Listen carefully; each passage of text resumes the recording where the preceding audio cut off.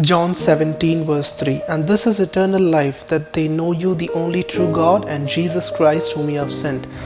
This is called the high priestly prayer of the Lord Jesus Christ.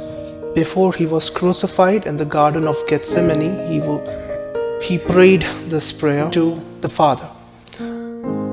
So, chapter 17 verse 3 says, and this is eternal life, that they know you, the only true God, and Jesus Christ whom you have sent. Eternal life doesn't mean to live n number of years or years of infinity starting from one. That is not eternal life. Just thinking that, oh, okay, I've just lived 50 years now, 120 years now, and I'm gonna still live so much longer. It's not living in a vacuum where you have number of years and nothing to do. No, that's not eternal life.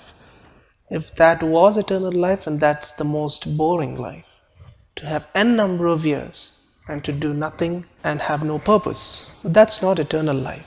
That's what Jesus says. This is eternal life, says Jesus, that they know you, the only true God, and Jesus Christ whom you have sent. To know the Father. You can only know the Father through His Son, the Lord Jesus Christ. Father, the Son, and the Holy Spirit, the triune God. How can you know Him? How can you know the Father? You cannot know the Father. You can know the Father only and only through His Son, the Lord Jesus Christ. Knowing God, knowing His Son is eternal life. Because when you know Him, you cannot stop praising Him for all that He has done for you. The creation, the substitution for your sin, and your glorification. Everything. He created you, and you have to die for your sin, but your place was taken by the Lord Jesus. The Lord Jesus took your place, took your punishment, and He died on the cross for you and gave you eternal life. And not only your salvation, but also your glorification. So your creation, your salvation, and your glorification, everything the Lord has made for you. And what does all of these result?